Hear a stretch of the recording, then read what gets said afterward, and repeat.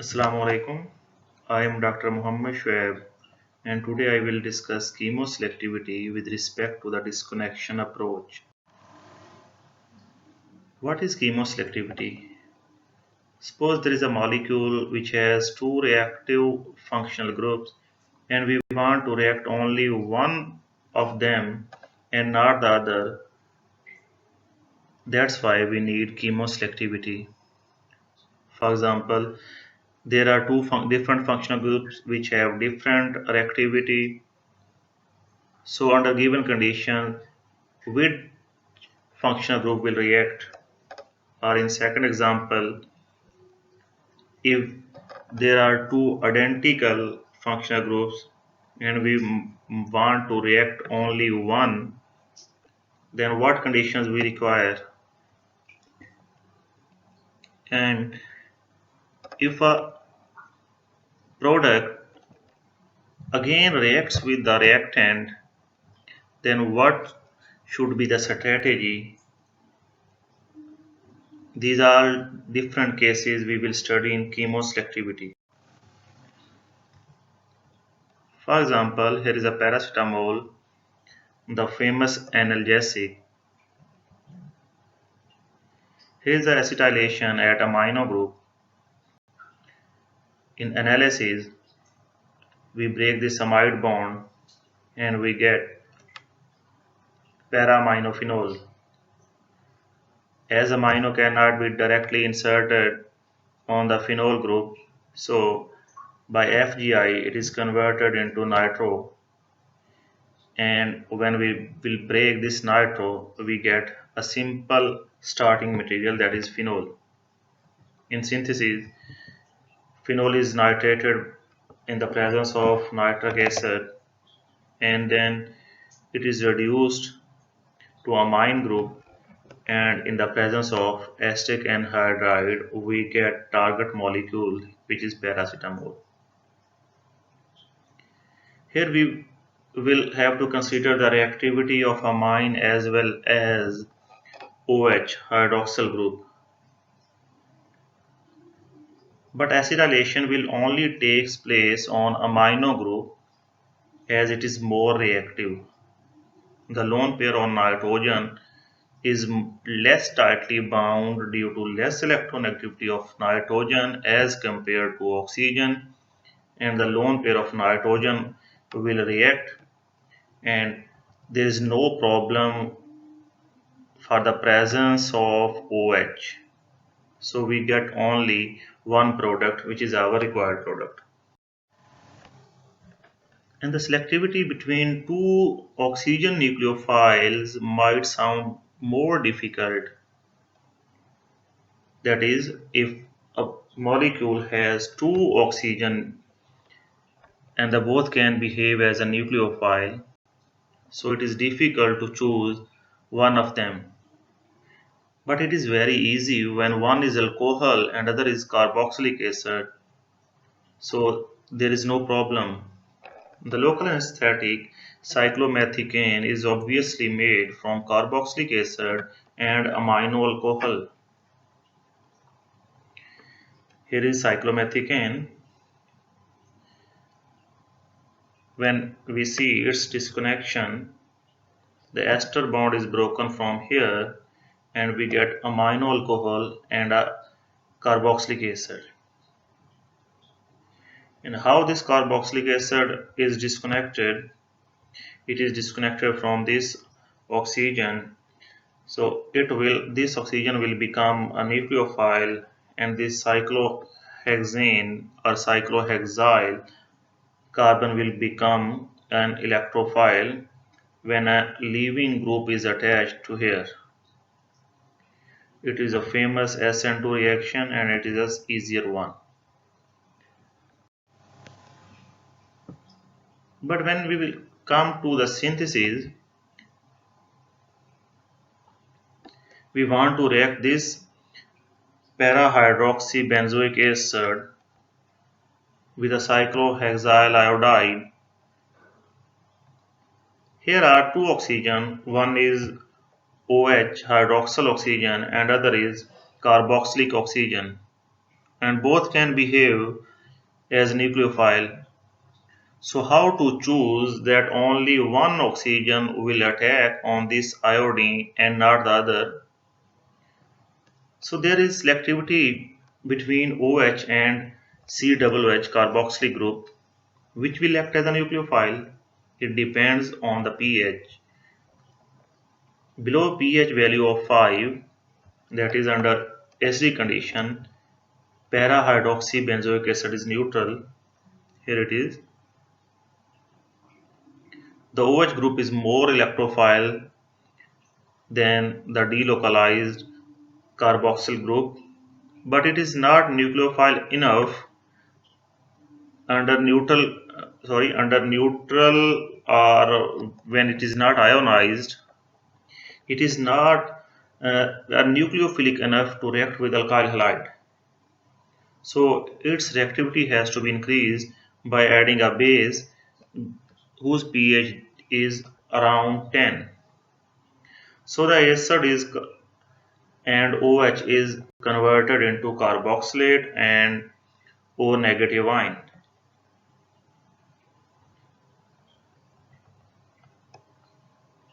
And if the pH of the base is less than 10, then only carboxylate ion will be formed and OH will not be ionized. So at pH 10, we will take this dianion, and here this O negative is more reactive as compared to this carboxylate ion, and only our required product, that is target molecule, will be formed. Here we will have to use two equivalent of strong base, one equivalent for this OH and one equivalent for this carboxyl group. And the next problem was that if one functional group can react twice, the product of the first reaction will compete with the reagent. For example, we have alkyl bromide and it reacts with thiolate ion. We get thiol, and this thiol is then in competition and it can react with alkyl halide to produce dialkyl sulfide. Next we will see how to resolve this problem. Another example is synthesis of chloroformate. Here it is a chloroformate from alcohol, benzyl alcohol and phosgene gas. Here we can use phosgene or its equivalent, but it is better than its equivalent reagents. When we see its synthesis, we get this product. Here once again we expect that this benzyl alcohol will again attack on this carbonyl and Cl will be removed and we get this dibenzyl product. But this does not take place because in phosgene there is no delocalization, and here there is delocalization between the lone pair on oxygen and carbon oxygen double bond. So here the product will not again react with one of the reactant and we can get our required product. Another solution is the protection of one group. If we want the less reactive of two functional groups to react, then we have to protect the more reactive. If we want a reagent to react once when it could react twice, we have to protect the reagent. A protecting group is something added to a functional group that reduces or eliminates unwanted reactivity.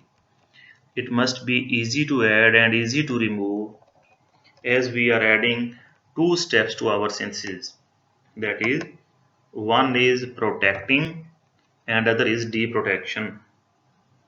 A classic case is amino acid chemistry. The amine is more nucleophile.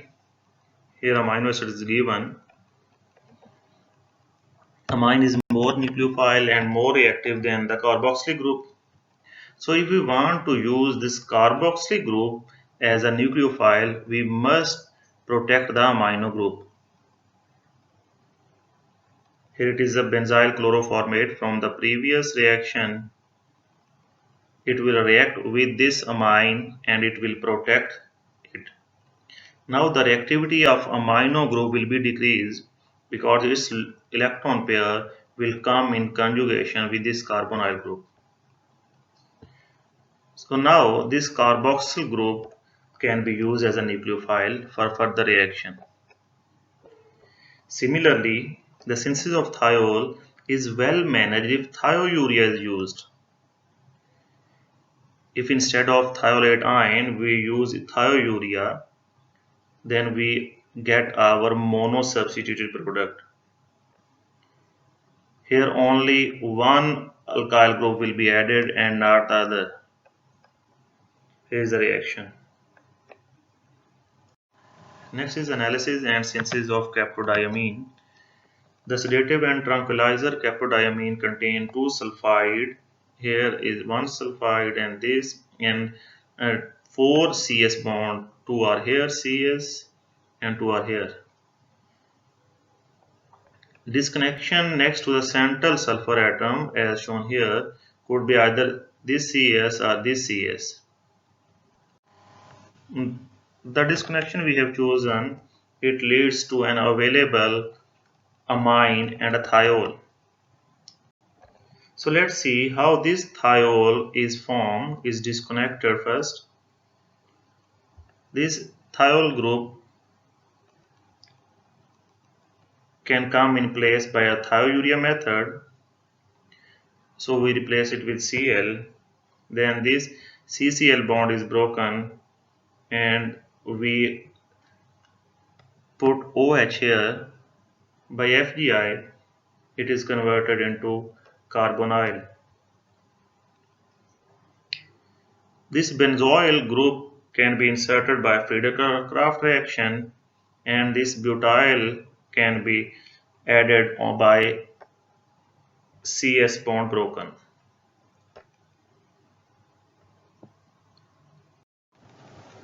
Now the synthesis. First of all, this benzene thiazole is ionized in the presence of a weak base as it is acidic in nature, and it reacts with butyl chloride and butyl will be attached to the sulfur.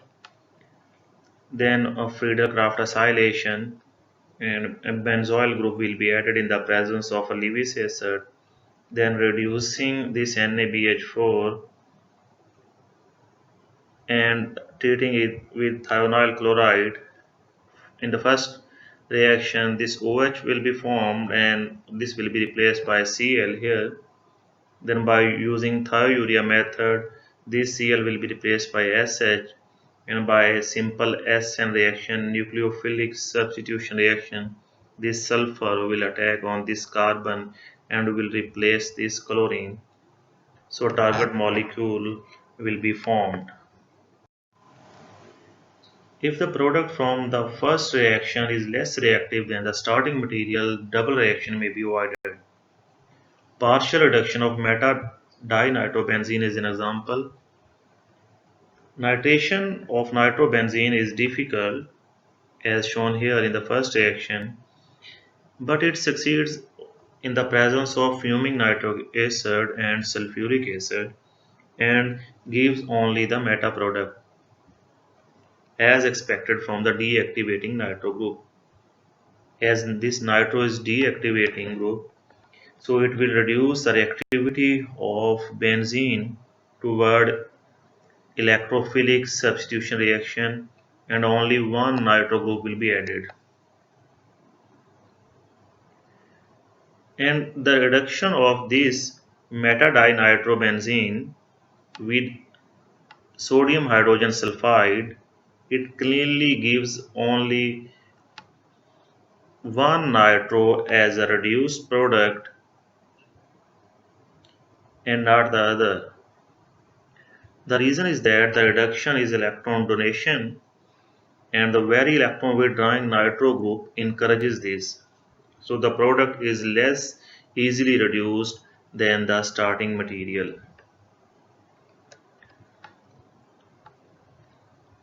And if the starting material and the mono product are of roughly equal reactivity as shown here, reaction with one equivalent of reagent may give a moderate yield by statistical method. Treatment of symmetrical diol with a strong base gives a mixture of mono anion starting material, and there can be another possibility of dianion. If the mixture were perfectly statistical and each species is equally nucleophilic, we expect that 50% and 25% of the monoanion and dianion respectively. It turns out that the starting material does not react with ethyl bromide and there is evidently less dianion. It might be because the two anions are near enough to destabilize each other.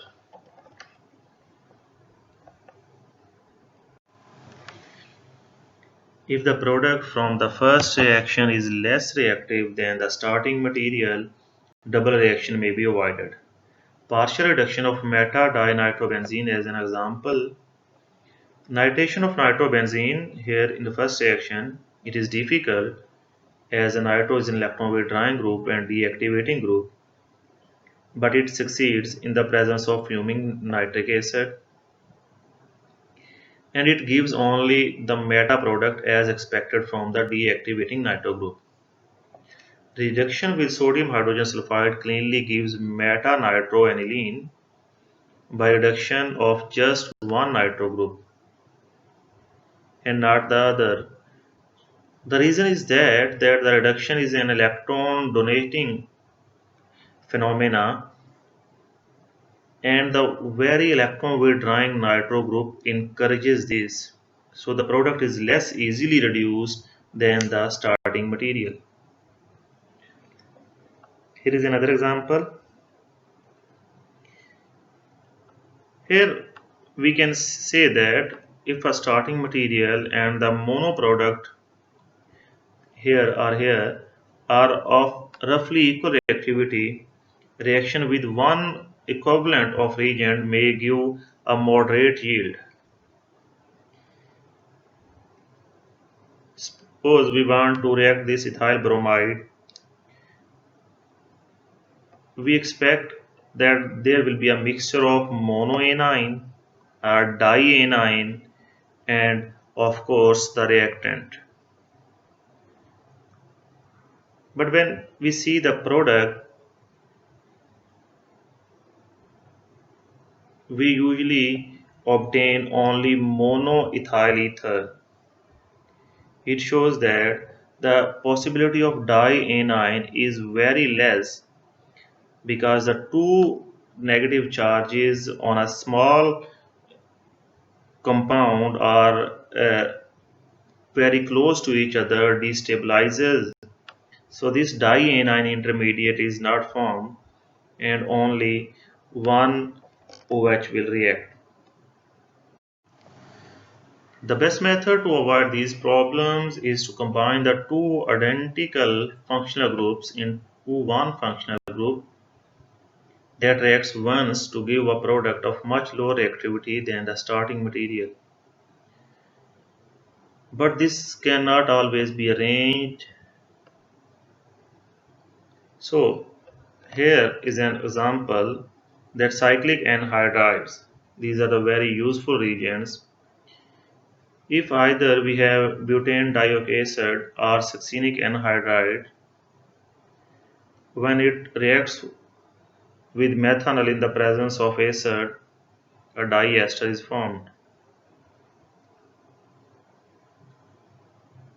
But this succinic anhydride, when it reacts with methyl alcohol in the presence of basic condition, only one carboxyl group or only one ester is formed and other remains as such in the form of carboxylic acid. So in this method, each carboxylic group has been activated in different way. Here is a mechanism for this.